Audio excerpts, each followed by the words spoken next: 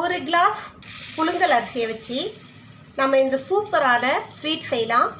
வெறும் ஒரே ஒரு கிளாஸ் புழுங்கல் அரிசியில் நம்ம இந்த ஸ்வீட் செய்ய போகிறோம். ஹாய் ஃப்ரெண்ட்ஸ், இன்றைக்கி நம்ம நிஷா குக்கிங் சேனலில் அரிசி வச்சு சூப்பரான இந்த கேக் செஞ்சுருக்கேன், அரிசி கேக். ஸோ இந்த கேக் நான் எப்படி செஞ்சுருக்கேன்னு பார்க்குறதுக்கு முன்னாடி எங்கள் சேனலை லைக் பண்ணுங்கள், ஷேர் பண்ணுங்கள், சப்ஸ்கிரைப் பண்ணுங்கள், பெல் பட்டன் ஆன் பண்ணுங்கள், கமெண்ட் பண்ணுங்கள். இதே மாதிரி கேக் நீங்களும் செஞ்சு பாருங்கள்.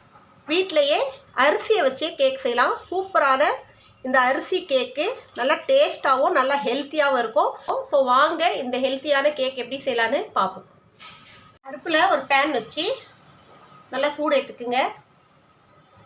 பேன் நல்லா சூடு வந்ததும் அதில் 2 ஸ்பூன் அளவுக்கு நெய் ஊற்றிக்கலாம்.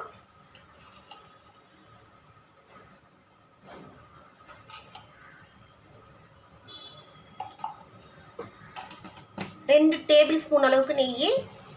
அந்த கரண்டி சின்னதாக இருந்ததால நான் 3 ஊற்றிருக்கேன். இப்போது இந்த நெய்யில் இந்த அரிசியை போட்டு நல்லா வறுத்து எடுத்துக்கலாம்.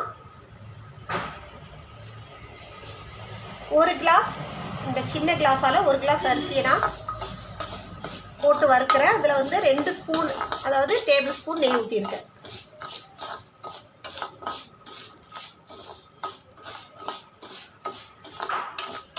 நல்லா பொன்னிறமாக டார்க் ப்ரௌனாக வறுத்து எடுத்துக்குங்க.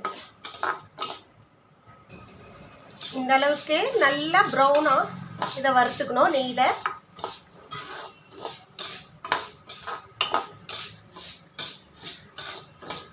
இப்போ ஸ்டவ் ஆஃப் பண்ணிட்டு இதை ஒரு பக்கமாக ஆற விட்டுடலாம்.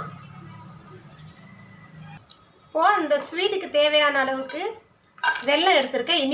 இனிப்புக்கு நீங்கள் வெல்லம் எடுத்துக்கலாம், இல்லை கருப்பட்டி எடுத்துக்கலாம், இல்லை சர்க்கரை விரும்பி சாப்பிட்றவங்க சர்க்கரை கூட எடுத்துக்கலாம். ஸோ நான் சர்க்கரைக்கு பதிலாக வெல்லம் எடுத்துருக்கேன். இந்த வெல்லம் முழுகிற அளவுக்கு நம்ம தண்ணி ஊற்றிக்கலாம். சும்மா இது கரைச்சி தான் எடுக்கணும், நம்ம பாகெல்லாம் காய்ச்ச தேவையில்லை, கரைச்சி எடுத்தால் போதும்.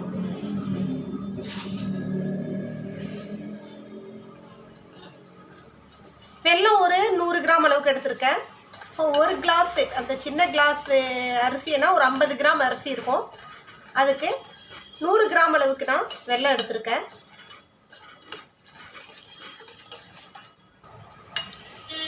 வெல்லம் கரைச்சாச்சு. இந்த வெல்லம் கரைச்சதும் ஆறுறதுக்காக தனியாக ஓரமாக வச்சிடலாம். இப்போ ஒரு மிக்ஸி ஜார் எடுத்துக்கலாம். அதில் கொஞ்சமாக பாதாம், கொஞ்சோண்டு முந்திரி, ஒரு 10 பல்லு பாதாம், 10 முந்திரி, ஒரு 5லேருந்து 6 பேரிச்சப்பழம் விதை நீக்கிறது. இது எல்லாமே நல்லா பேஸ்ட்டாக அரைச்சிட்டு வந்துடணும். ஸோ குறைன்னு அரைக்கக்கூடாது, நல்லா பேஸ்ட்டாக அரைக்கணும். ஒரு வேளை உங்களுக்கு பாதாம் முந்திரி வேணான்னா நீங்கள் வேர்க்கடலை, பொட்டுக்கடலை இதெல்லாம் எடுத்துக்கலாம். ஸோ இதை நான் அரைச்சிட்டு வந்துடுறேன். இப்போது இது இந்த அளவுக்கு நம்ம அரைச்சிட்டு வந்தாச்சு. பாதாம், முந்திரி, பேரிச்சப்பழம் இது எல்லாத்தையும் தனியாக ஒரு பவுலில் எடுத்து வச்சிடலாம்.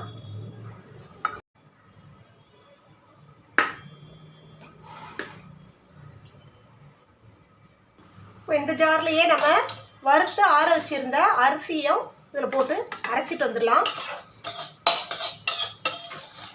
நல்லா பவுடராக அரைச்சிக்கணும்.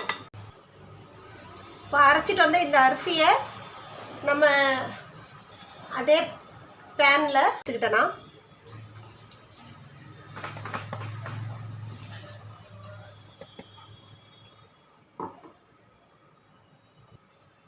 இப்போது இந்த அரிசி அரைச்சிட்டு வந்த அரிசியில் நம்ம அரைச்சிட்டு வந்த பாதாம், முந்திரி, பேரிச்சப்பழம் அதுவும் போட்டுடலாம்.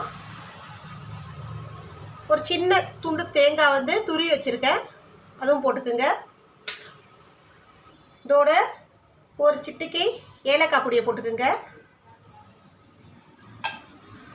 இப்போ இது எல்லாத்தையும் ஒன்றா மிக்ஸ் பண்ணிக்கலாம். நம்ம ஃபஸ்ட்டு இதை நல்லா மிக்ஸ் பண்ணிக்கலாம். எல்லாத்தோட அந்த மாவோட இந்த தேங்காய், பேரிச்சப்பழம் எல்லாமே ஒன்றா மிக்ஸ் ஆகிற அளவுக்கு நல்லா மிக்ஸ் பண்ணிக்கலாம்.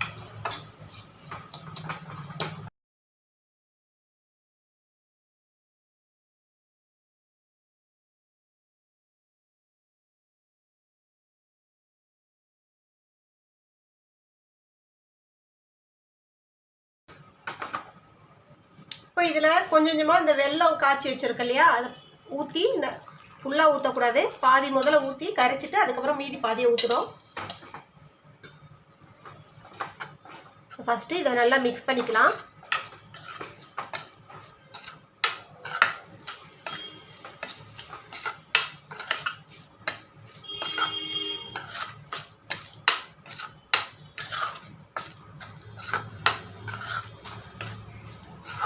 நல்ல ஹெல்த்தியான சூப்பரான ஸ்நாக்ஸ் இது.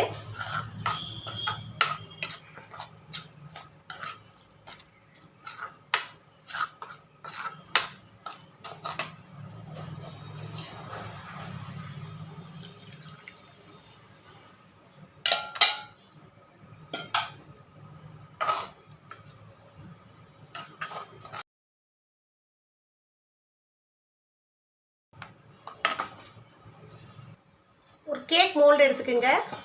அதில் கொஞ்சோண்டு நெய் எடுத்து நல்லா கிரீஸ் பண்ணிக்கோங்க உள்ளே ஃபுல்லாக.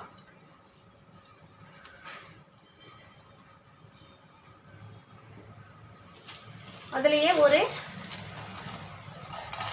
பட்டர் பேப்பர் போட்டு அதையும் நல்லா கிரீஸ் பண்ணிக்கணும் நெய்யால். நெய் பட்டர் எது இருந்தாலும் பரவாயில்ல,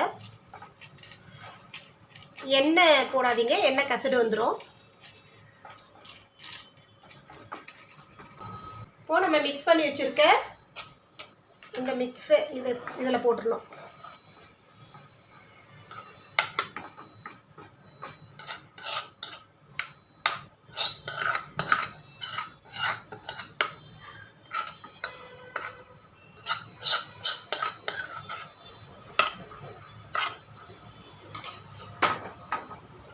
போட்டுட்டு நம்ம இந்த கேக்குக்கு இப்படி தட்டுவோமே அந்த மாதிரி தட்டிக்கலாம்.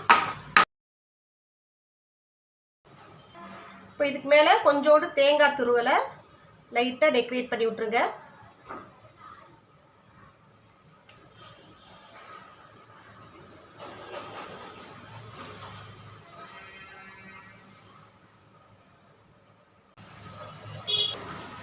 இப்போ ஒரு குக்கரை உப்போ மணலும் போட்டு ப்ரீ ஹீட் பண்ணிக்கிங்க. இப்போ இந்த மோல்டை இதுக்குள்ள வச்சிடலாம். இதுக்கு மேலே வந்து நீங்கள் ஃபாயில் கவரால் கவர் பண்ணினாலும் பரவாயில்ல, இல்லை ஒரு சின்னதாக ஒரு மூடி போட்டு கவர் பண்ணிக்கலாம். இப்போ இதை கேஸ் கட்டும் விசிலும் இல்லாமல் க்ளோஸ் பண்ணி ஒரு 15 மினிட்ஸ் அப்படியே விட்டுருங்க. 15 நிமிஷம் கழித்து பார்ப்போம். வாங்க இது ஓப்பன் பண்ணி பார்ப்போம்.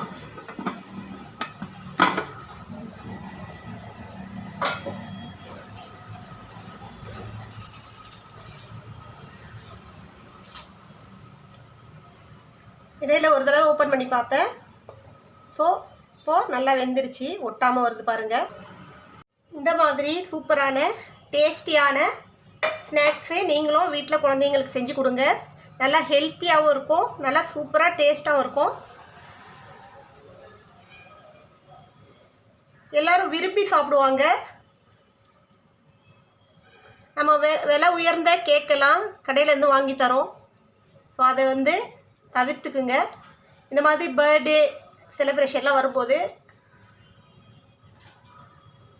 ஆனிவர்சரி, பர்த்டே இதெல்லாம் வரும்போது இந்த மாதிரி சூப்பரான கேக் மாடல்லையே நம்ம வீட்டிலையே நல்ல ஹெல்த்தியான பொருட்களை வச்சு ஸ்நாக்ஸ் செஞ்சு கொடுக்கலாம். சரி, இதே போல் ரெசிபி நீங்களும் செஞ்சு பாருங்கள், கமெண்ட் பண்ணுங்கள் எப்படின்னு சொல்லிட்டு. இன்னொரு ரெசிபியோடு உங்களை சந்திக்க வரை உங்களிடம் விடைபெறுவது உங்கள் நிஷா. எங்கள் வீடியோ லாஸ்ட் வரைக்கும் பார்த்தவங்க அனைவருக்கும் மிக்க நன்றி. பாய்.